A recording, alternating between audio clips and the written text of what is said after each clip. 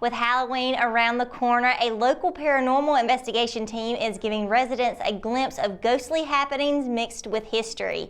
Members of PD Region Paranormal are offering a pair of walking tours around Rockingham, the Uptown Ghouls Tour and the Haunted Homes Tour. Last Friday, Andrew McInville and Brian Horton led the Uptown Tour, while Scott Domestic took guests by several homes along East Washington Street and Fayetteville Road, including the Leak Wall House, said to host paranormal activity. While McInville gave participants the history of each site, Horton explained what the team had found at those places they had investigated. The first stop on the former was the RE/MAX office, where some of the reported activity was said to be related to a mirror. Next was the manufacturer's building, outside of which was the site of the 1925 murder of William Orman by textile tycoon W.B. Cole. Over in Harrington Square, McInville and Horton talked about the reported hauntings at the Richmond Community Theater, from a negative male presence known to shove women and the theater monkey. There's plenty more haunted tales around the different locations of downtown Rockingham on this story. You can visit richmondobserver.com for more. The Richmond County music community was rocked Sunday evening when one of their own was stolen from. The equipment trailer for the Plunder project was stolen over the weekend from Dogwood Lane. Band members say the trailer was still loaded from the previous weekend's gig at Lake Tillery. According to Captain Randy Dover with the Hamlet Police Department, several Seaboard Festival committee members reported seeing the trailer being hauled down Main Street headed toward NC 38 around 1:30 a.m. Saturday.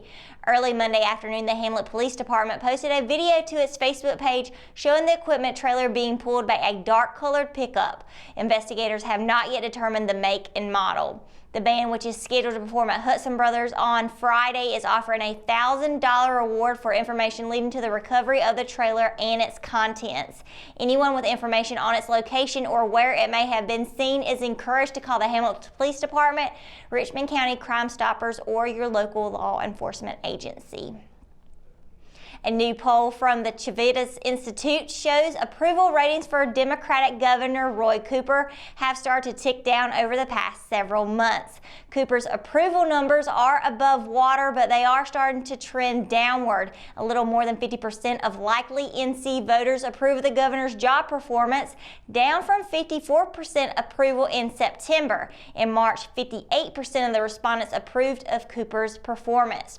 Harper Polling surveyed 500 likely NC voters from October 15th to the 19th using a mix of landlines and cell phones. The margin of error is plus or minus 4.38%.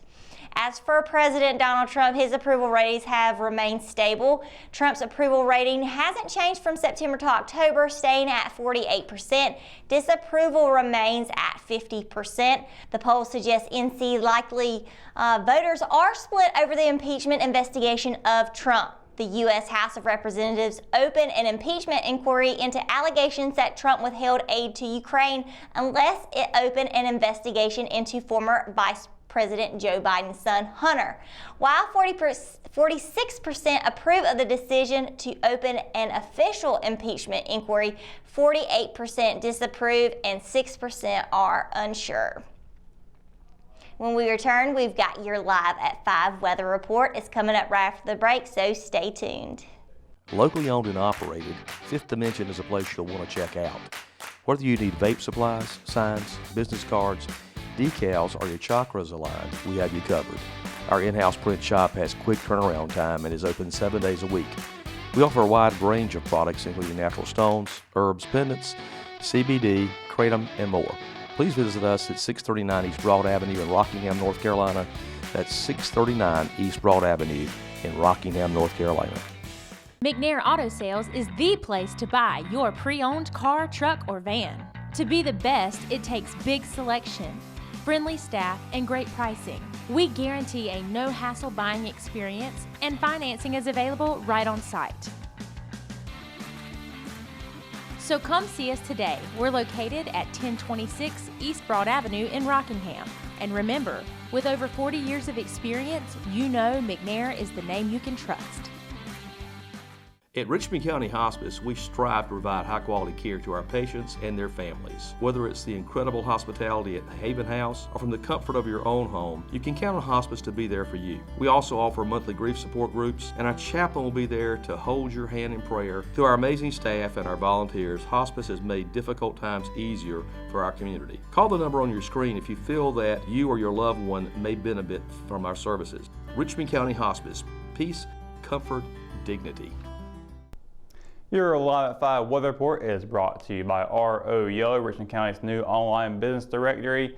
And even though I am wearing a sweater, it is definitely not sweater weather today. It has been really hot all afternoon, and we're looking at tonight. It's still looking pretty warm, 75 degrees at 7 o'clock. 9 o'clock, we're looking at 65 degrees, a little bit cooler tonight, but still seeing some high temperatures for this time of the year. We're almost out of October, and we're still feeling weather that's been like in August, so still really crazy. But looking at tomorrow, we are seeing some rain clouds coming in. Fayetteville high at 73, low at 64. Rayford will be a high at 74, low at 63. Lumberton is going to be a high of 76 and a low of 66. Now Southern Pine is going to see a high of 74, low of 62. And still more rain across the rest of the Sand Hills. Rockingham, Hamlet will be a high of 76, low of 62. Ellerby is going to be a high of 75, low of 62. Wadesboro will be a high of 76, low of 63. And then Bennettsville is going to be a high of 76 and a low of 66. So taking a look at those percentages for tomorrow, 30% chance in the day, 6% chance in the evening, high of 76, low of 62 for Tuesday. Wednesday is going to be a high of 71, low of 66, with 70% chance throughout the day in the evening for precipitation. Thursday, continuing on with the rain, 50% chance in the day, 50 at night. It'll be a high of 80, low of 62. And then Friday, more rain on the way, 50% chance in the day. No chance at night, however. Be a high of 68, low of 44. Now looking at Saturday, it will be partly cloudy skies with a high of 63, low of 40. And then Sunday, more partly cloudy skies with a high of 60, low of 37. Now that's probably the temperatures you're looking forward to. High of 63, low of 42 for Monday with partly cloudy skies on that day as well. So for the next 4 days, we're seeing nothing but rain. But the weekend's looking pretty solid, so not too bad. Of course, we do have the fair. Richmond County Fair is in the area for this week. So right now it's looking a little bit dreary. Hopefully it won't be too bad for those who are attending. But that's going to do it for your Live at 5 weather report. When we return, we've got your RO Sports update. It's on the way right after this.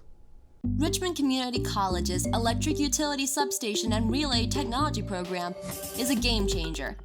Established as a partnership between Richmond CC and Duke Energy in 2011, this innovative, one-of-a-kind program was created to address the nation's growing demand for technicians capable of working on the protective relaying that controls America's high-voltage power grid. While entry-level technicians in the utility industry normally require 5 years of training, Richmond CC's 2-year program was crafted specifically to cut the training time in half and fast-tracked its students toward high-skill, high-wage jobs in the industry. Graduates of the EUSRT degree program are making between $50,000 and $75,000 in their first year of employment.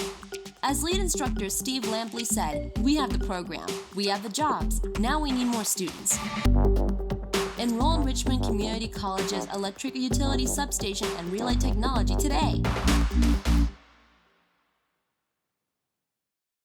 Hometown heroes? Well, maybe. When it comes to backyard comfort and no pesky mosquitoes, call Brown Termite and Pest Control at 910-895-6410 or 910-276-8870. Their team of superheroes can take back control of your paradise. That's 910-895-6410 today. Funneling the excitement from the week surrounding homecoming, the Richmond Senior High School football team did its job by capping the festivities with a big SAC win. The Raiders welcomed in Lumberton on Friday and utilized several of their offensive and defensive weapons to sink the Pirates 51-7. Richmond improved to a perfect 9-0 on the season and 5-0 against SAC teams, but the win also marked the program's 499th all-time victory. With a little help from SAC opponents Pinecrest, which beat Scotland on Thursday, the Raiders now sit alone at the top of the SAC standings. Since the football team started in 1972, the Raiders have won 499 of their 600 214 total games. Richmond has lost just 110 games and recorded 5 ties for an all-time winning percentage of 81.27%. The Raiders will go for win number 500 this Friday in its final regular season home game of the fall. Kickoff against 71st Falcons is set for 7:30 p.m. and what will be Richmond's breast cancer awareness game as well as senior night. An electric series during the 4th set of Saturday's opening round playoff game by the number 14 Richmond volleyball team kept its postseason hopes alive. Following a serve from Ronald Reagan, 5 of the 6 Lady Raiders on the floor contributed to a volley that lasted nearly 40 seconds to tie the set at 18 points. It started with a diving dig from junior defensive specialist Emmy Cooley, who just got her hand between the ball and the hardwood. Senior setter Carly Lambeth laid out for a diving dig, and senior libero Lane Maltsby used her right fist to swat the ball back over the net. After the next set of hits saw senior outside hitter Jaden Johnson, Lambeth and senior outside hitter Madison Jordan send the ball back Reagan's way. Cooley hit the deck again on the return shot to keep the rally going. Lambeth angled the ball back to Reagan, and Cooley made her 3rd diving dig of the series on a kill attempt by Reagan's Lily Young. The ball went to Lambeth and then saw Johnson push it back. The volley ended when Ellie Jong sent a hit of long out of bounds. The energy ignited a short run by the Lady Raiders, but Richmond would lose the set and ultimately see its season come to an end. Despite winning the first set, the Lady Raiders fell to Reagan Lady Raiders 1-3. With the 2019 season complete, RA Sports will publish a comprehensive season recap and highlight this fall's All-SAC team members when they're released. The Richmond boys soccer team will be taking things one game at a time when the Sandhills Athletic Conference begins on Monday. That's because of the most recent NCHSAA's adjusted rankings. The Raiders are on the outside looking in at the 4A state playoffs, which brings even more importance of the coming days for Richmond and head coach Chris Larson. Up first will be Purnell Sweat, a team the Raiders have beat twice during the regular season. The Raiders and Rams will square off in the opening round tonight. Kickoff is set for 6 p.m. at Richmond. And that's going to do it for tonight's edition of Live at 5. For the latest news, sports, and events happening in Richmond County, visit richmondobserver.com or download the free RO app for your mobile devices. For the Live at 5 crew, I'm Sierra McQueen Fowler. Thanks for watching, and we'll see you tomorrow. Good night, Richmond County.